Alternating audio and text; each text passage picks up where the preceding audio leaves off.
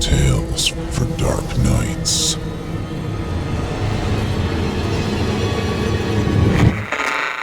Want to make sure you never miss a Chilling Tales for Dark Nights video again?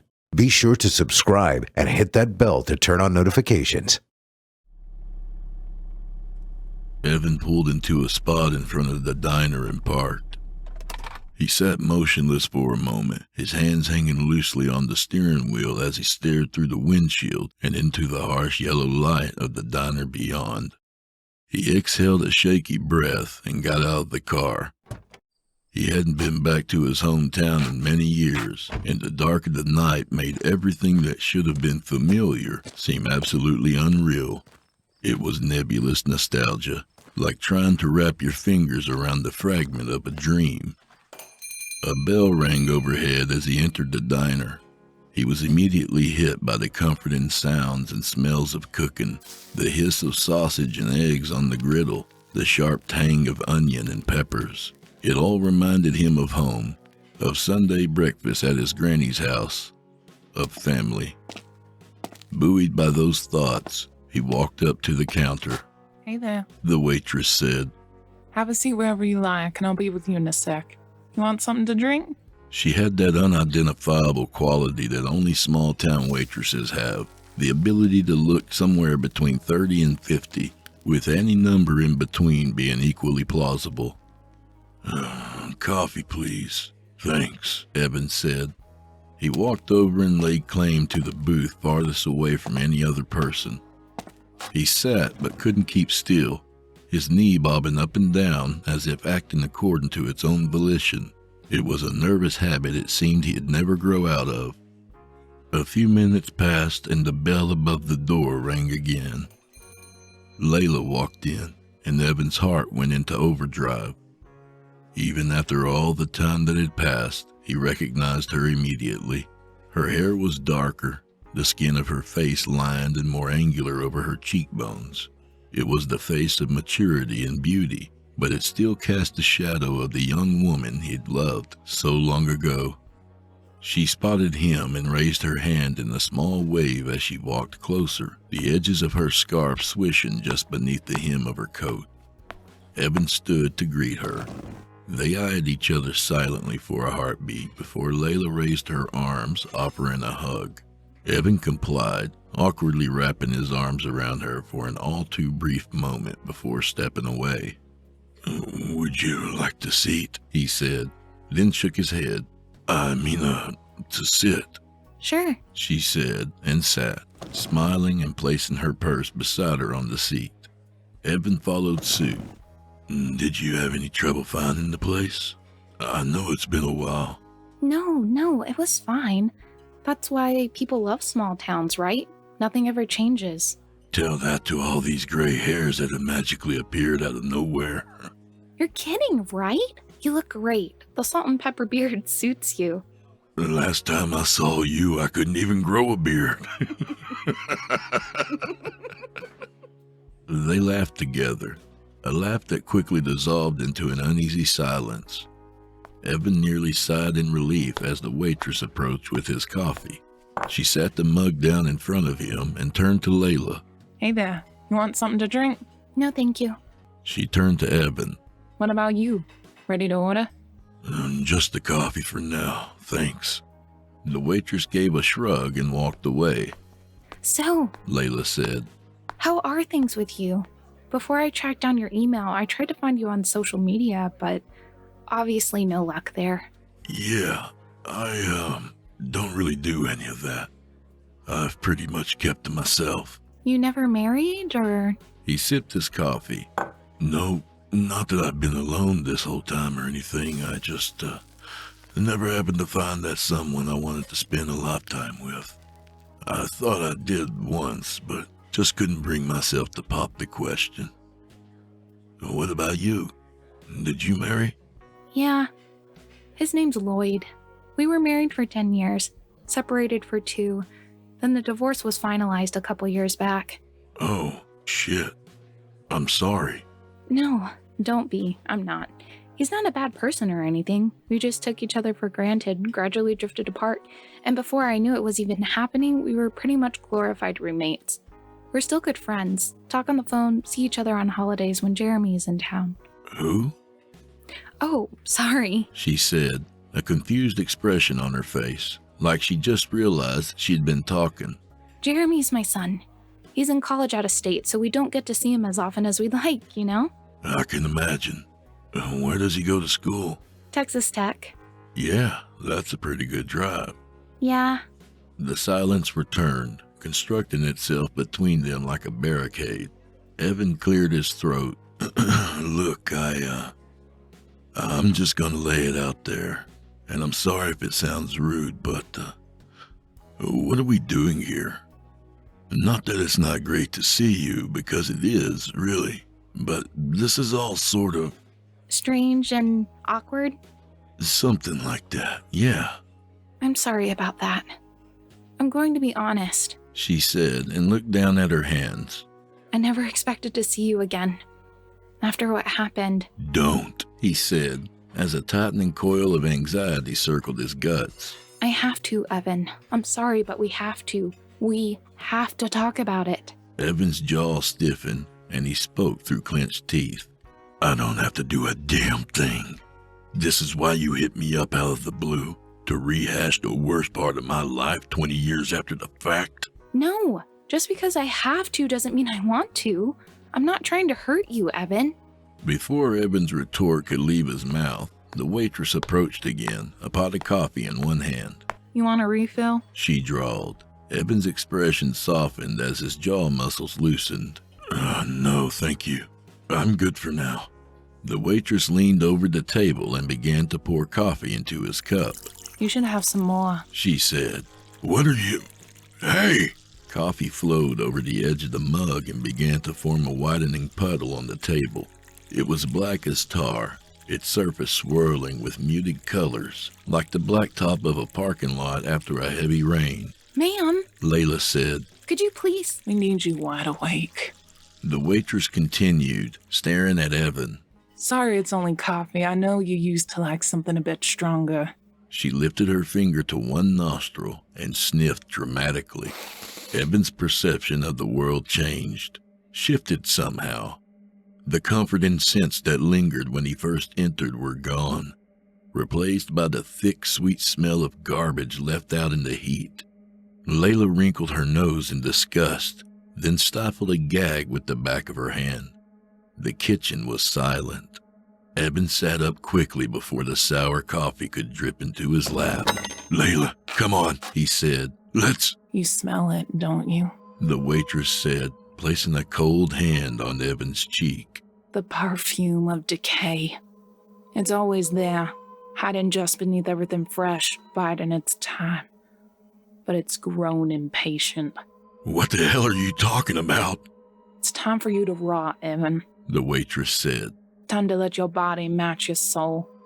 The woman dug her fingernails into his skin, and Evan recoiled with a cry, hot lines of pain reaching from his ear to his chin. He grabbed her wrist to keep her hands at bay, but she was strong, much stronger than her slender build suggested. There came a crash of broken glass, and the waitress slumped to the ground as Evan was showered with tepid coffee. Layla stood behind her, the handle of the coffee pot in her hand, shards of glass still clinging to the bent metal band that had circled the top of the pot. Holy shit, She said, dropping the remains of the pot to the tiled floor. The waitress began to convulse, her hands bending downward at the wrist, her feet pointing like arrows.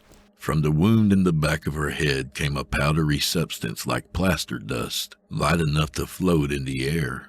Evan stood rooted to the floor, his eyes fixed on the woman. Layla grabbed his hand and pulled. Come on. She said, We've got to get away from here before it gets worse. It gets worse? I'll tell you in the car, okay? She said, snatching her purse up from the seat. Just come with me. He allowed himself to be led down the aisle. Every table was empty, but there had been people there before, hadn't there? She pushed the door open and the brisk wind on his face made him wince. They huddled against each other, one of her hands on the small of his back as she gently guided him across the parking lot towards her car. "Stop," he said, then yelled louder when she didn't. "Stop!" Finally, she stopped.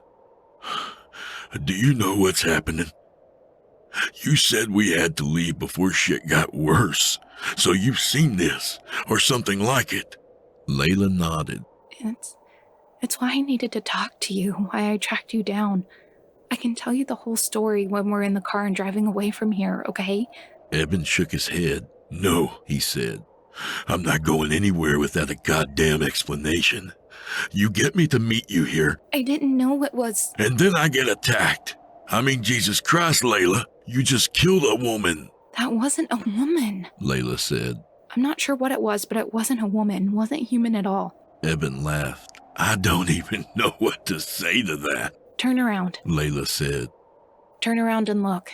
He did, his mouth opening slowly in shock. The diner was empty and looked like it had been that way for 10 years. The glass in the windows had been broken, no doubt by some bored local kids with rocks.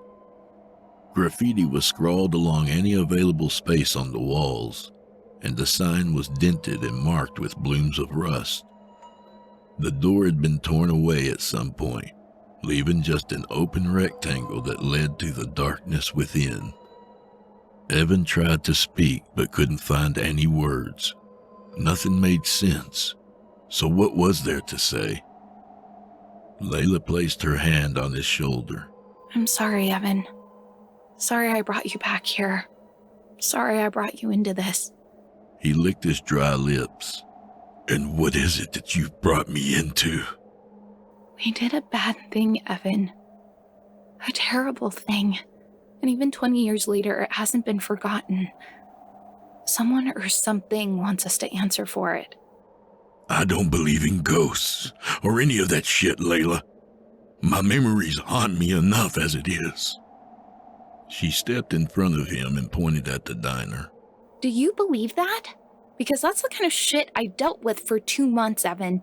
It didn't stop until I found you, and I've actually been able to sleep these past few nights since I did. But now that we're together, it's here to stay until all of this is over. "All of what is over? Yeah, you've said a lot, but none of it's made any sense. Just tell me straight." She took a deep breath, then let it out slowly. Okay, 2 months ago, I started seeing things. Things like the shit we just dealt with in there. I thought it was me, that I was going crazy. But I'm not crazy, Evan. We have to go back to where it happened. And we have to go tonight. Evan felt the blood drain from his face as he slowly shook his head. Yes, we have to. Because if we don't go back, this thing is going to kill my son. She said, then stopped, lowering her gaze. Our son, Evan. Our son. "I can't just leave like that. I have work tomorrow. I have to..." "Wait, what did you say?" Jeremy is your son, Evan. I was pregnant when we split up. "Bullshit," It's true. Look. she said, and pulled her phone from her purse. She swiped the screen a few times, then held it up for him to see. This was taken last Christmas when he was home from school. Evan looked at Jeremy's eyes and saw his own staring back at him. The boy had his dark hair and his lips as well, stretched into a smile right beneath his mother's nose. I like this one a lot. Layla said.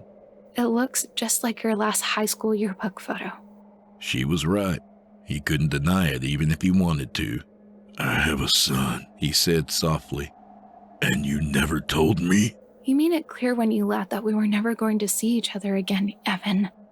You said it was for the best, for my safety, and I believed you. Maybe I should have tried to find you. I don't know. I was young and scared, afraid of being a parent, afraid of going to jail and losing my baby. You can be mad at me if you want, but Jeremy is going to be in danger unless we get going now, and I can't let that happen. Evan's thoughts sprinted around his brain, knocking against the smooth inside of his skull. He had a son, something he didn't know how to process yet. But even if it wasn't his son, he would still help, because either way, it was still her son, and he would go along just for that reason. And because this was his mess, it was shambling towards him and had been for over 20 years. No, Jeremy wouldn't have to pay for his mistakes. Okay, he said, nodding. Whatever we need to do, let's do it. Layla exhaled slowly, her eyes filling with tears. She threw her arms around him and squeezed him tight. Thank you. She said against his chest. Thank you. Thank you. He held her out at arm's length. No need for that. Whatever happened, I still care for you, Layla. I would have helped even if it wasn't mine, I swear. She nodded. I know you would. Come on, let's get in the car and turn the heat on. I'm freezing out here. They got into her vehicle, a late model Toyota SUV that suited her, Evan decided silently. Soon they were on the road, the heat flowing from the vents on the dashboard. Evan held his hands up to a vent and let them defrost for a moment. Okay, what's the plan? He said. We get on the road. The sooner we get there, the better. You're going to have to tell me what's been going on and how this started. I feel like I'm running lost through the woods with no path in sight. It started a couple months ago, she said, her eyes never leaving the road. I got a letter in the mail. Blank envelope. No postage. No address. I opened it up and there was one sheet of paper. What did it say? Find Evan and bring him. I believe you know the place. Ignore me and things will get unpleasant. Unpleasant, Evan mused. That's not exactly the word I'd use to threaten someone. Yeah. Layla said. Me either. But I did exactly what the letter told me not to. I ignored it. I was still creeped out, don't get me wrong, but my mind kind of went into safety mode, you know? If I didn't think about it, then it wouldn't be real. Couldn't be real. Evan nodded. I understand the feeling. After everything happened, I just buried it. Stuffed it down as far as I could. So deep that if I tried, really tried, I'd even forget it was there. Did it work? Not one damn bit.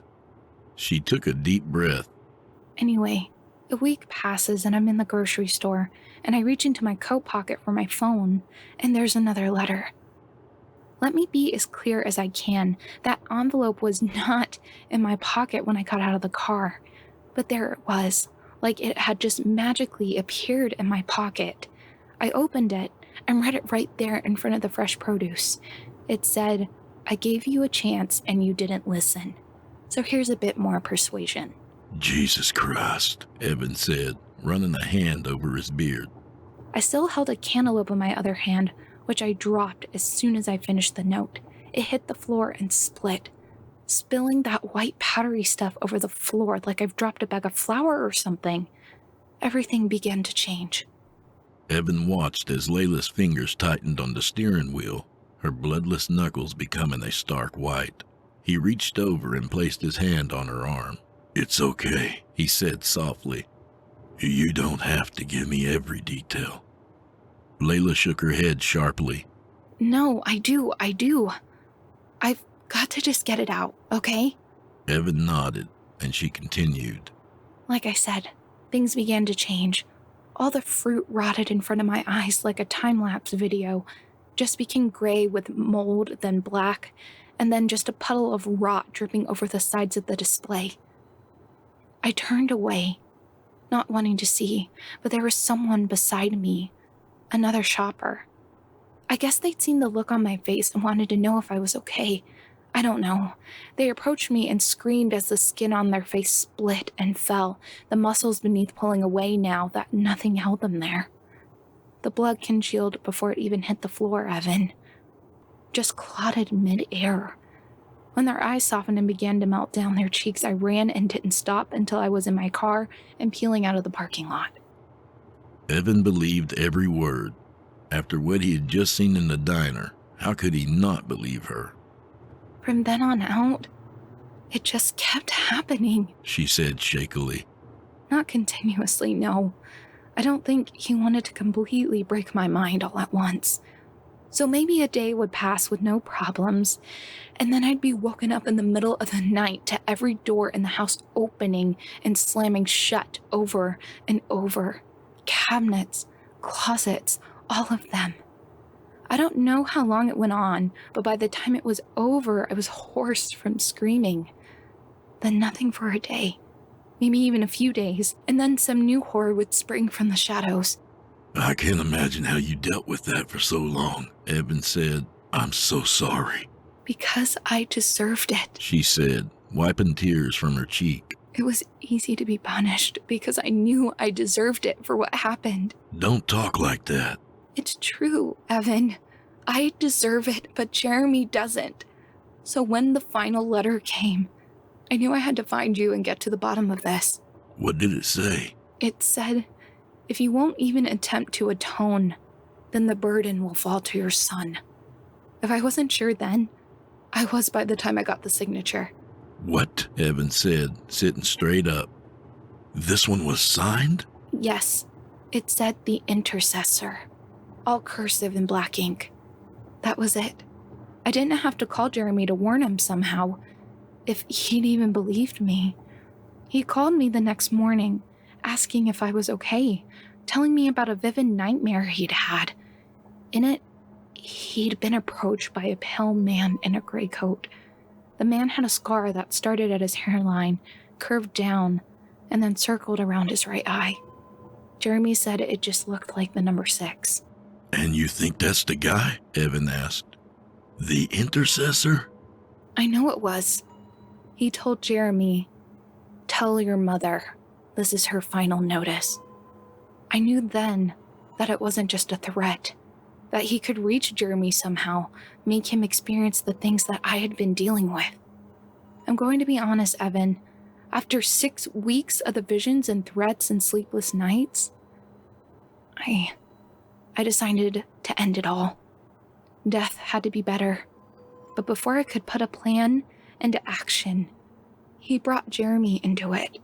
Like the intercessor knew I was at the end of my rope and switched tactics to keep me going. Whatever the hell he is, he's cunning, I'll give him that. Evan was silent for a moment, letting the insanity wash over him, choosing not to speak until he knew what to say. I'm glad you didn't, he said. Didn't end it all. Layla looked over at him and gave him a small, grateful smile. Me too, She said, then sniffed. Anyway, you pretty much know the rest. I started searching for you, and all the hauntings stopped. I haven't seen or heard anything until tonight in the diner. Well, except for this. A little present waiting under my windshield wiper I found as I got in my car to come meet you. She reached into the center console between them and retrieved a newspaper clipping, then held it out to him. Evan took it with shaking fingers and read the headline. His vision blurred. He wiped at his eyes with the heel of his hand. When he opened them, he was 19 again.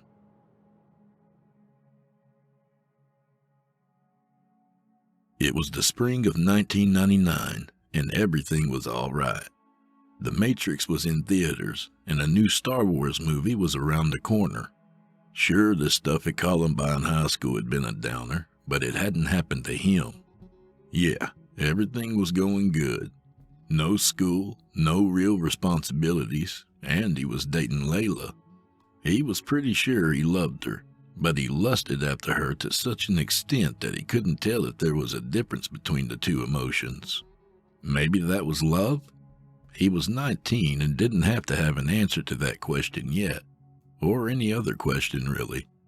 He was young and felt immortal, and nothing could stop him. It was 1999, and Evan was behind the wheel of his old Ford Bronco, tearing ass down the highway towards Layla's house. Spring in Texas meant it was nearly as hot as summer already. The smell of grass and earth and night flowed freely through the Bronco's open windows. He tossed the last bit of his joint out and watched it flicker and spark in the rear view as it went tumbling behind him. He was an hour late.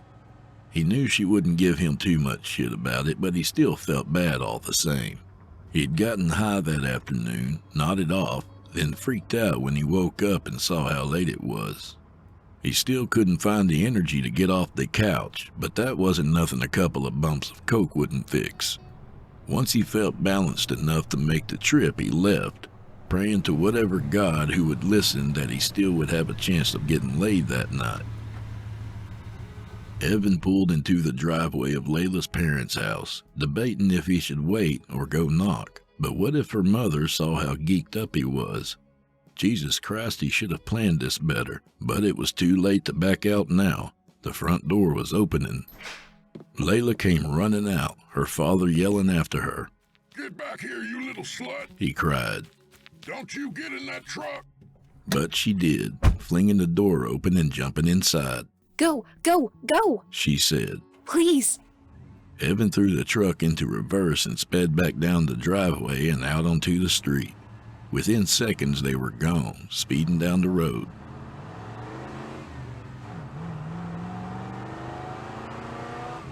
Layla was silently crying and wringing her hands in her lap. What the hell was that all about? Evan said. She shook her head. Just drive, please. Where to? I don't care where, just far away. He drove. The silent tension was oppressive, a thick cloud of pressure that the wind blowing through the windows couldn't disperse. The highway stretched on, and they were going nowhere that he knew. He was only paying enough attention to the road not to crash.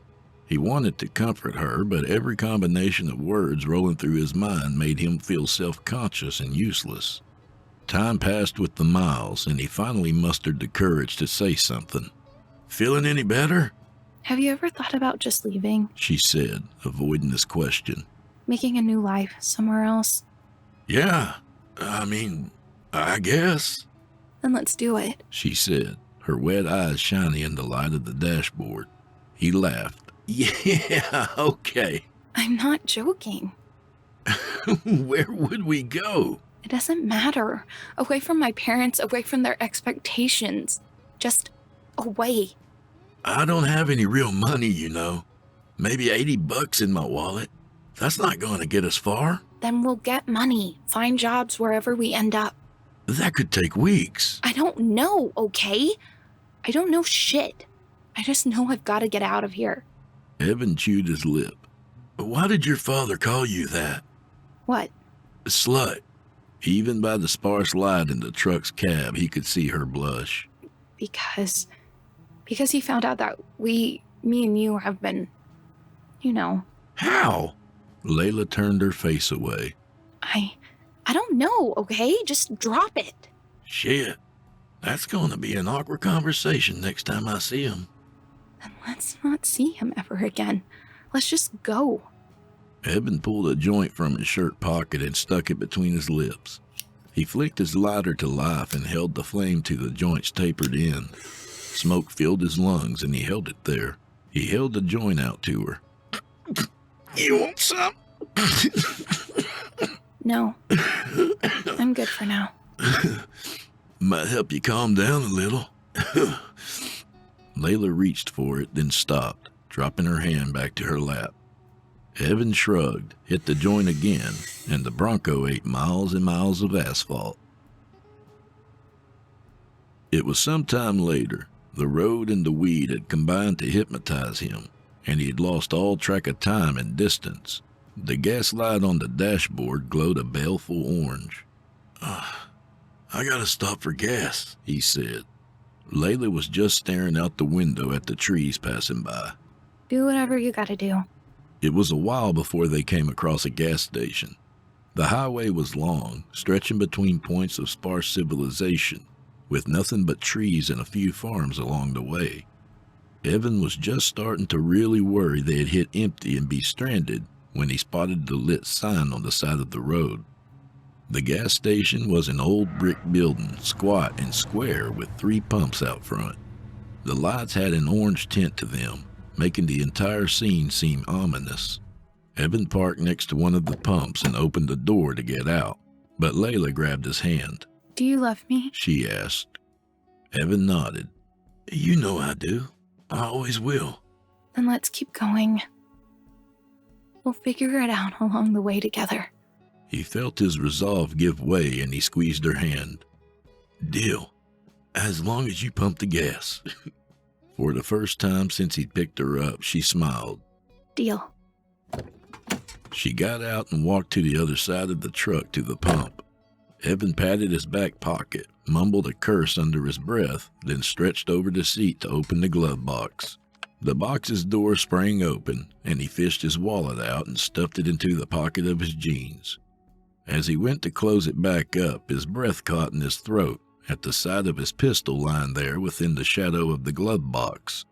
He pulled it out slowly and stared at it. Hey, you gonna go pay for this gas you're making me pump? Layla called playfully from outside. Yeah, he said, and pushed the pistol into the waistband of his jeans. I just had to grab my wallet. He pulled the end of his shirt out to cover the bulge of the pistol's grip and walked to the front door of the building. The bell overhead rattled as he entered. The man at the counter looked up from his magazine. Hey, The man said as Evan approached. how's it going? Good, Evan replied shakily. Can I, get 40 in gas? Of course. The man said. He pushed a button on the side of the counter. You can tell your friend to start pumping now. Evan looked out the window to Layla, who was watching him expectantly. He gave her a thumbs up, then got his wallet out, producing 2 20s, which he then handed over to the man. Here, he said. The man pushed some other buttons and the register popped open with a ding. Inside were bills, so many bills, nice and neatly stacked. And if the summer he had spent as a cashier at the local grocery taught him anything, it was that there was probably a $100 bill or two stashed beneath the till. Evan tried not to stare as sweat began forming on his forehead. Can I use your bathroom? He said. Sure. Just walk to the back and down the hall. Second door on the left. Thanks, Evan mumbled. He walked past an aisle of snack foods and made his way to the hall. He almost went into the first door, but stopped himself as he saw the dark, furnished room within. An unmade bed piled with blankets, a TV, some bookshelves. He reckoned the guy must own the place and lived there as well. He adjusted course and went into the bathroom, locking the door behind. The sweat had begun to run into his eyes. He grabbed the paper towel from the roll near the sink and wiped his face. You can do this, he said. Just scare him a little. Grab the money and get out. Easy. Nobody gets hurt, and you've got enough money to get you both out of here. He looked at himself in the mirror, at his scared, bloodshot eyes. I can't do this, he said, shaking his head. I can't. But he could. He just needed a little energy, a little burst to get going. He fished a small baggie out of his shirt pocket, opened it, and tapped 2 lines out on top of the toilet tank. With a quick practice motion, he snorted one line, then the other. The bitter taste dripped down the back of his throat as his mind went into overdrive. Colors brightened. The light bulbs over the sink were twin suns, and he was goddamn alive. Yeah, he said to no one. Yeah. All right, yeah. Evan pulled the pistol from the front of his pants and nodded to his wide-eyed reflection in the mirror. He pulled the bathroom doorknob, and nothing happened. And then he remembered, he'd locked it. Quit being an idiot and concentrate. He turned to whatever you call it on the knob, and it clicked, and he was ready now. The hallway was a dark blur as he strode through it and into the brighter store itself. He raised the pistol as soon as he stepped in front of the counter. The man there stared at him, eyes growing wider and wider until Evan thought they'd fall out of the man's head. Let's just stay calm, okay? The man said, I'll hand you the money, and you can just go. Sound good? Evan quickly nodded. Yeah, do it. Hurry it up. The man fumbled over the cash register until finally that telltale ding happened, and the drawer pushed out.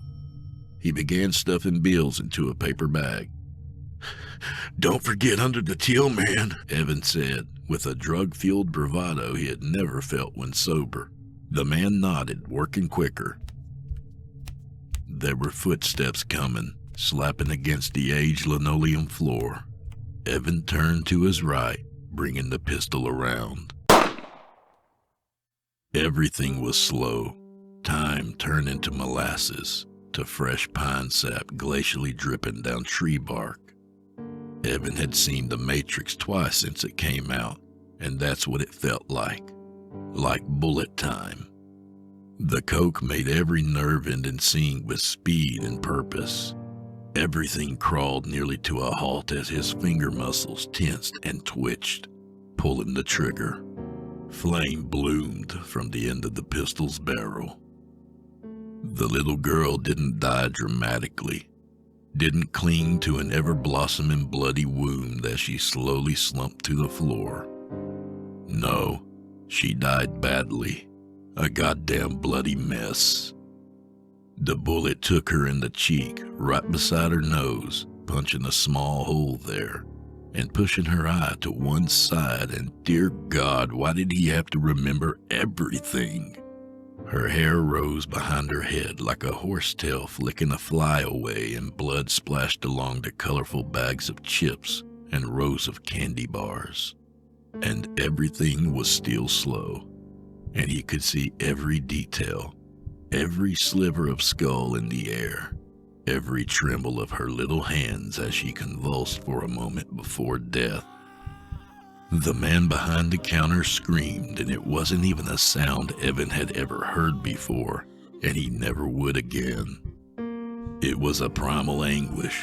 It was throat-tearing grief, made into a brutal note that echoed in his ears, beating against the drums within. Evan was a statue as the man ran from behind the counter and slid on his knees through his little girl's blood to get to her.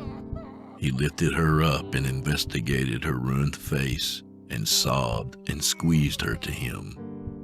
Evan wasn't aware of time passing as the man rocked her back and forth, wasn't aware of anything at all until the man spoke.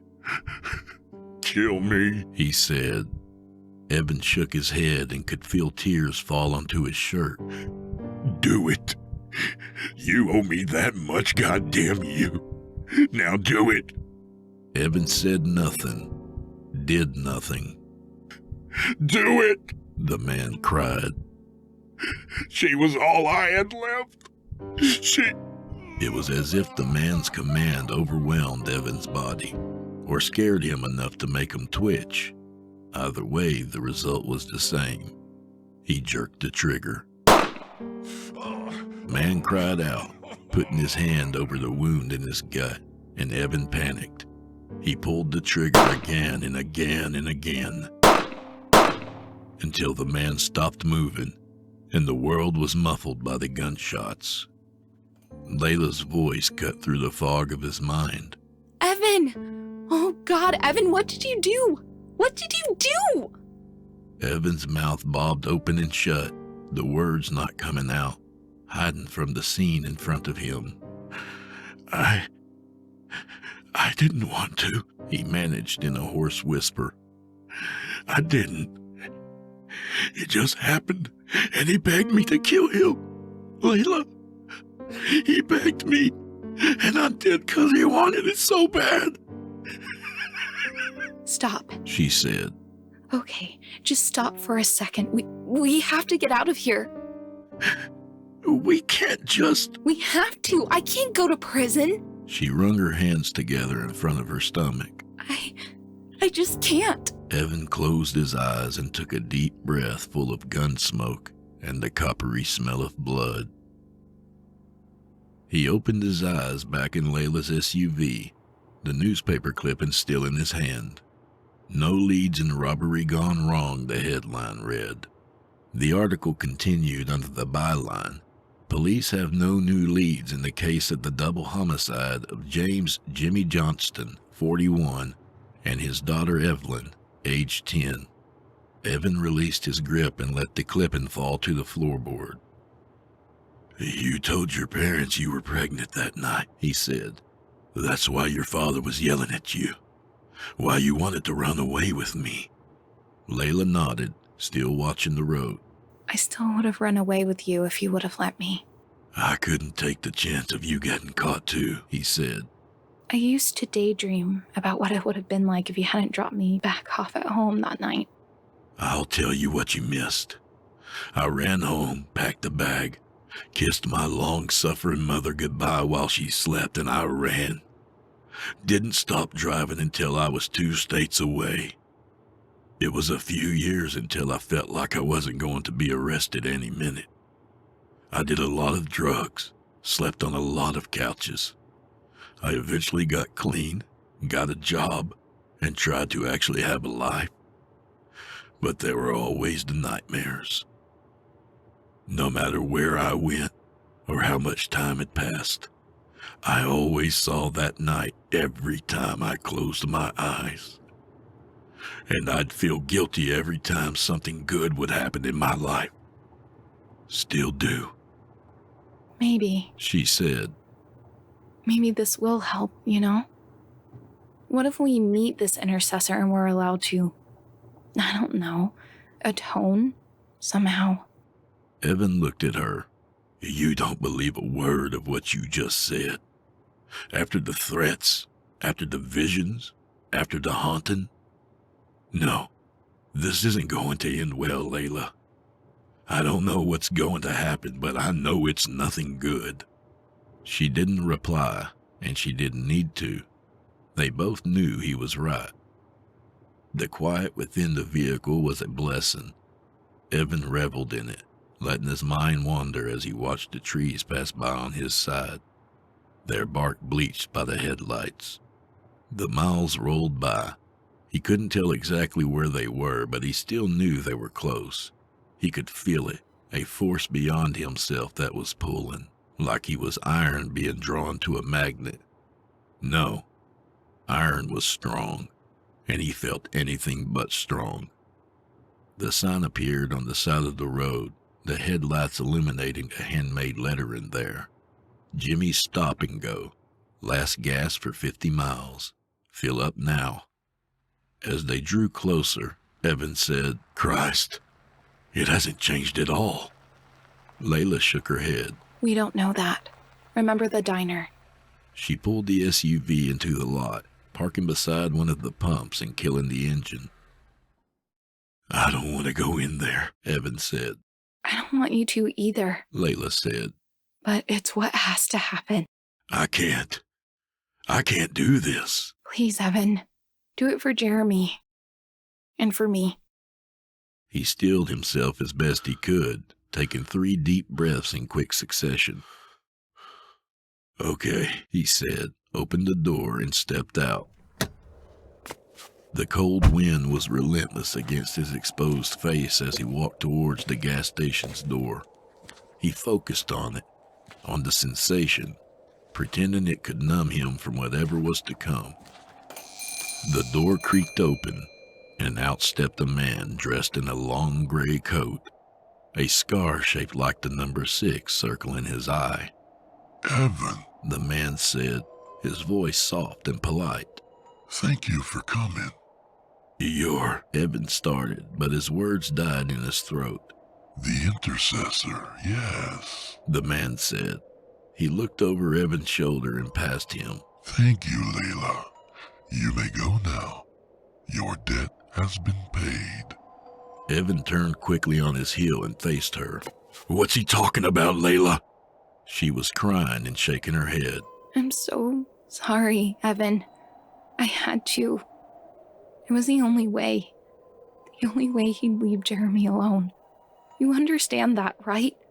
Please tell me you understand. Evan felt a small flame of anger spark in his chest, but quickly quelled it, replacing it with logic, with resignation. I understand, he said. It should be this way. She nodded, then addressed the intercessor. Can we have a second to say goodbye? The intercessor frowned, sighed, then gave her a slight nod. Layla ran to Evan and embraced him, squeezing him hard enough to stop his breath.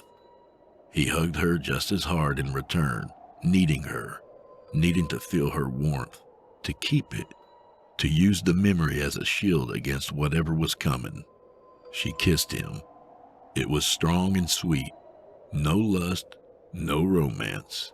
Just a kiss between old friends saying goodbye. Layla drew back and looked at him, nodding, her tears falling between them. Would you do something for me? He said. Anything. He struggled with the words. Would you tell him, Jeremy, about me? I just want him to know I didn't run from him, you know. Tell him everything, even if he doesn't believe any of it. She nodded once more. I will. I promise. Okay, he breathed. You can let me go now.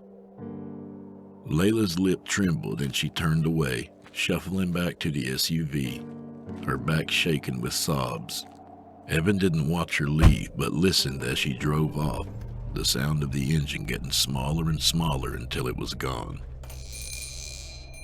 Come, The intercessor said. we're overdue. He held the door open, and Evan walked inside, squinting against the lights within. Everything was exactly the way it had been that night, including Jimmy Johnston standing behind the counter, his clothes caked with blood. Evan instinctively backed away, putting his hands in front of him as if he could push reality away. This is the man, correct? The intercessor said. Johnston nodded slowly. Evan Baker. You've been accused of killing this man and his child. Is this true? I didn't mean... Evan cried. Is it true? Yes. The intercessor turned back to Johnston. He is responsible by his own admission. What will the punishment be? I want him, Johnston said, his voice hoarse from disuse. to know how it felt. So it shall be. As mediator between yourself and Mr. Johnston, I have come to a decision based on your admission of wrongdoing and Mr. Johnston's need for justice to be served. You will be punished, and punishment begins now. Wait, I didn't mean to kill her. I was a stupid kid, okay? His vision went black, and when it returned, he found himself in a dark room, feeling groggy and frightened and trapped. He flailed his limbs, beating at his restraints only to discover they were blankets. He peeked from beneath them as the door to the dark room opened, letting a shaft of light spill from the hall. The shadow of a man appeared there, looking around, his head moving quickly from side to side, then retreated as quick as it had come, soon followed by the sound of the nearby bathroom door opening and closing. Evan stayed completely still, confused and unsure of what to do next. Some time passed, maybe just minutes, and the bathroom doorknob shook loudly for a moment. Then the door flew open, and the sound of footsteps retreated down the hall. Evan let out a sigh of relief, then gingerly swung his legs over the edge of the bed and stood on the cold tile floor. He slowly made his way to the door, then out into the hallway. Voices came from ahead of him as he stepped out of the hallway and into the front room. Evan whimpered as he realized where he was. He walked down the closest aisle because he had to, unable to stop himself for even a second.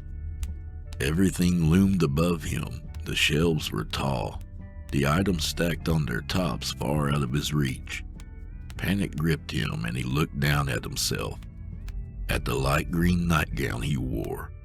No, no, no, he whispered. Please, no. He looked back up and into his own eyes. His 19-year-old self stood no more than 6 feet from him, sweating, a pistol in his hand.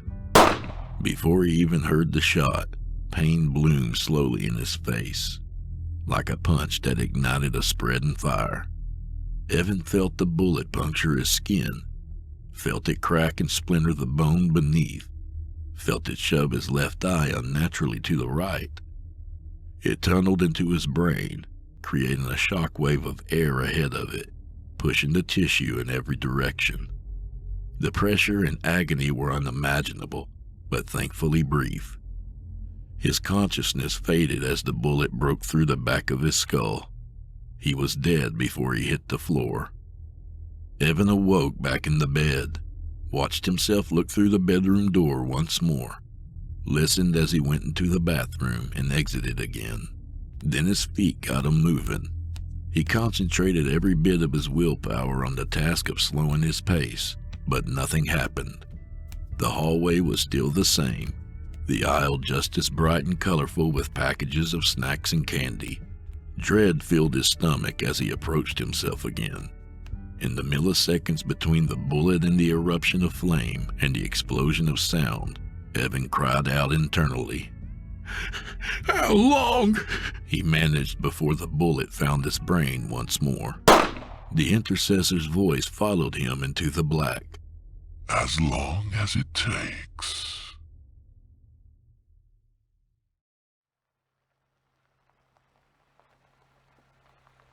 It was the day after Thanksgiving, and Layla pulled her SUV into the parking lot of the derelict gas station. She parked and got out, pushing her hands over her head to stretch the cramped muscles in her lower back. It had only been a couple of months since she last made the drive, but damn did it seem longer this time. Jeremy got out as well, the cool November breeze pushing his hair from his forehead as he slowly took in the surroundings. "This is the place?" he asked. This is the place. She said.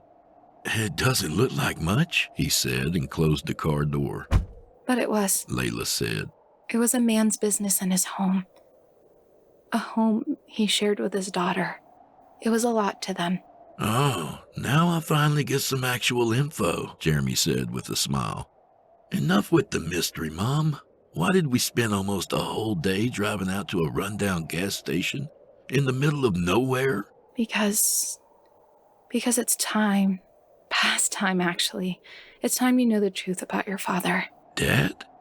What? Was he a secret agent or something?" Jeremy said, laughing. No, not your dad, not Lloyd. I mean, he is your dad, and he always will be.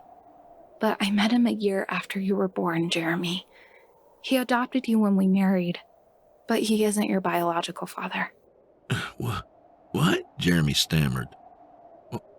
What are you talking about? Your father's name was Evan Baker, and he... Why are you telling me this? Why now? Because sometimes... She said, trying to find the courage to continue.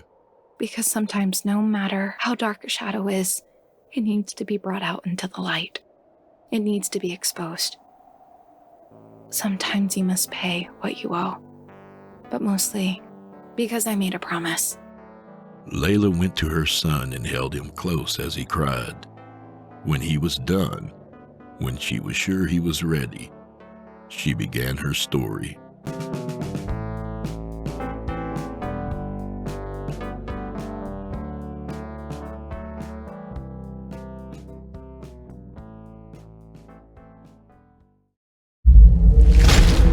Chilling tales for dark nights.